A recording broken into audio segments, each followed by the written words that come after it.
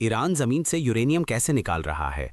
खैर, इसका 60% अफजूदा यूरेनियम का ज़ख़ीरा अब 400 किलोग्राम से तजावुज़ कर चुका है, क्योंकि ये इंतहाई खालिस मवाद जौहरी हथियार के लिए दरकार 90% अफजूदगी की सतह से सिर्फ एक मुख्तसर तकनीकी कदम की दूरी पर समझा जाता है। ये यूरेनियम की कच धात है, जिसे ईरान ने एक ड्रिल का इस्तेमाल करते हुए निकाला है, जो पायलट होल को चौड़ा करने के लिए एक रीमर को ऊपर खींचती है। टूटी हुई कच धात फिर उस जगह गिरती है जिसे निकालने का चेंबर कहा जाता है। एक रिमोट कंट्रोल बुलडोजर यूरेनियम की चट्टान को उठाता है। गाड़ी को फासले से ऑपरेट करना ऑपरेटर को गिरती हुई चट्टानों के खतरात से महफूज रखने के लिए जरूरी है। लेकिन यूरेनियम जमा होने के बाद क्या होता है? आगे बढ़ते हैं। यूरेनियम को गाढ़ा किया जाता है, पीसा जाता है और फिर मजीद अफजूदगी के लिए सेंट्रीफ्यूज में डाला जाता है। हर कोई सेंट्रीफ्यूज अफजूदगी के बारे में बात करता है, लेकिन ये असल में काम कैसे करता है? आइए इस तसव्वुराती खाके के जरिए इस अमल को देखें। सब्ज नुक्ते यूरेनियम 238 के एटमों की नुमाइंदगी करते हैं, जबकि नीले नुक्ते यूरेनियम 235 के एटमों के इर्तिकाज़ की नुमाइंदगी करते हैं।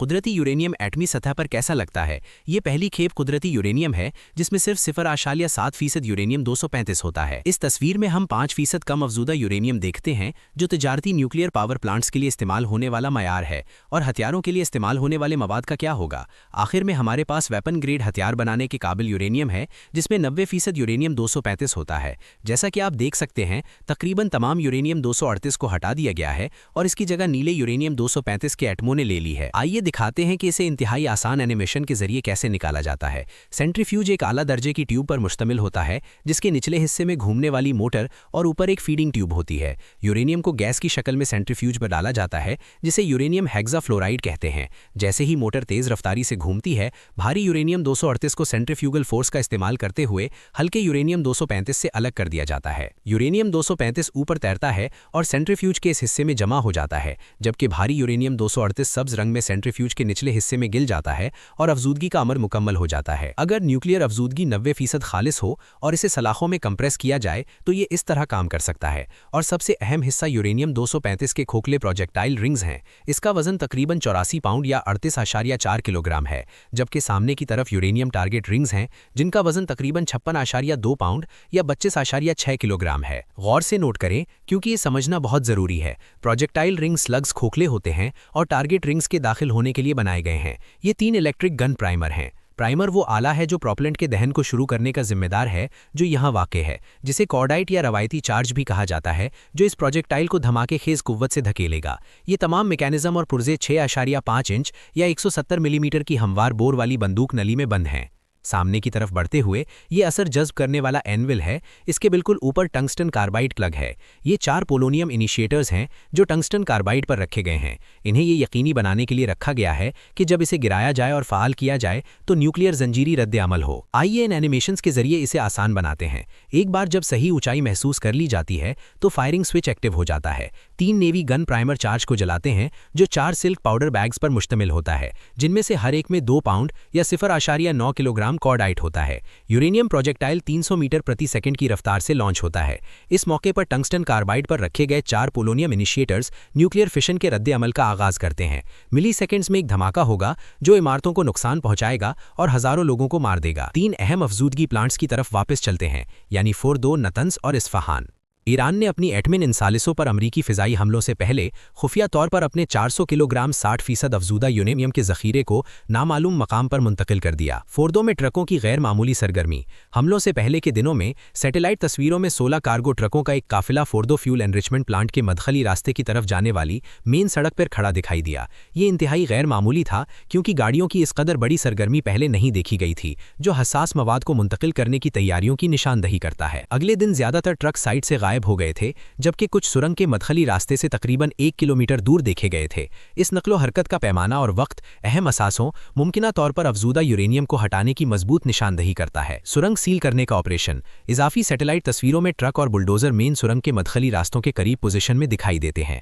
कुछ गाड़ियां सुरंगों को सील करने में मुलव्विस दिखाई देती हैं, जो मुमकिना तौर पर मुआयने या मजीद हमलों को रोकने की कोशिश है। ये कदम अंदर स्टोर की जा रही चीज़ों को महफूज करने या छुपाने की मुनज़्ज़म कोशिश की निशानदही करते हैं। International national atomic energy agency और अमरीकी इंटेलिजेंस के मुताबिक ज़ेरे ज़मीन अफजूदगी हॉल और सुरंग के मदखली रास्तों को बहुत नुकसान पहुंचा।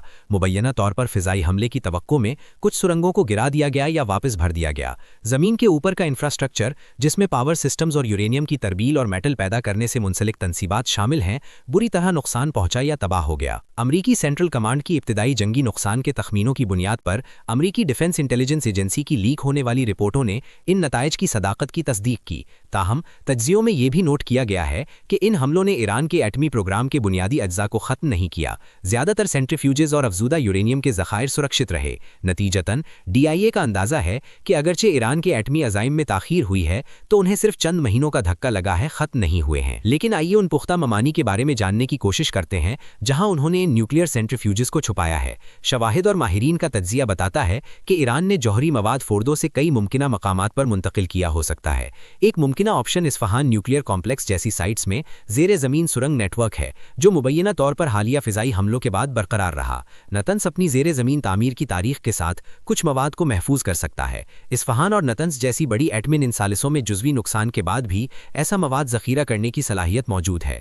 ईरान ने इसे खुफिया या गैर एलानिया मकामात जैसे पारचीन जैसे फ़ौजी बड्डों या नामालूम ज़ेरे ज़मीन बंकरों में मुंतकिल कर दिया होगा। मवाद को खुफिया मकामात पर फैलाने से मुकम्मल नुकसान का खतरा कम हो जाएगा। अब फोर्दो की तरफ वापस आते हैं। आइए देखते हैं कि इस न्यूक्लियर अफजूदगी साइट को तबाह करना कितना मुश्किल है। फोर्दो दिफा के एक पेचीदा नेटवर्क के जरिए महफूज है, जिसमें 6 सुरंग के मदखली रास्ते शामिल हैं जो इसकी ज़ेरे ज़मीन यूरेनियम अफजूदगी सफील तक ले जाते हैं। साइट के सबसे अहम हिस्से, खास तौर पर अफजूदगी का बुनियादी ढांचा, पहाड़ के पहलू में बराह रास्त खोदी गई तकरीबन 200 मीटर लंबी सुरंग के अंदर गहराई में दफन है। ख्याल किया जाता है कि मरकजी अफजूदगी चेंबर पहाड़ की रीढ़ की हड्डी के बिल्कुल नीचे बैठा है, जो चट्टान की एक भारी तह के नीचे छुपा हुआ है। सुरंग के मदखली रास्ते से चेंबर तक फासला तकरीबन 200 मीटर तक फैला हुआ है। इलाके की साख्त दिफा की एक और तह का इजाफा करती है। ये सुरंग के मदखली रास्तों के करीब हल्की ढलान के साथ शुरू होता है, लेकिन रीढ़ की हड्डी से तकरीबन 160 मीटर के फासले पर नुमाया तौर पर खड़ी हो जाती है, जो ऊपर से होने वाले हमलों से कुदरती तहफ़्फ़ुज़ फराहम करती है।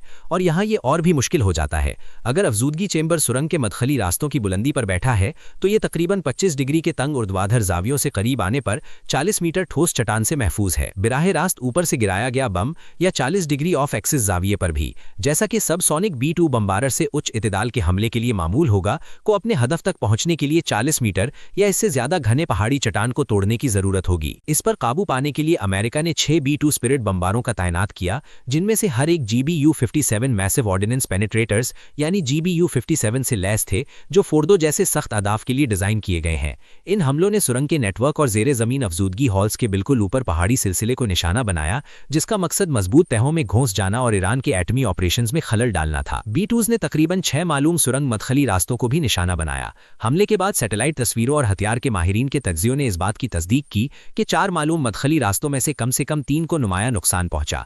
इन रसाई पॉइंट्स के करीब बड़े गड्ढे दिखाई देते थे, जो बिराह रास्त हिट और सफील के अंदरूनी बुनियादी ढांचे में मुमकिना खलल की निशानदही करते हैं। अगर वीडियो मालूमाती लगी तो लाइक जरूर करें। ऐसे मजीद वीडियोस के लिए चैनल सब्सक्राइब करें और अपनी राय कमेंट में लाजमी बताएं। मिलते हैं अगली शानदार वीडियो में। अल्लाह हाफिज।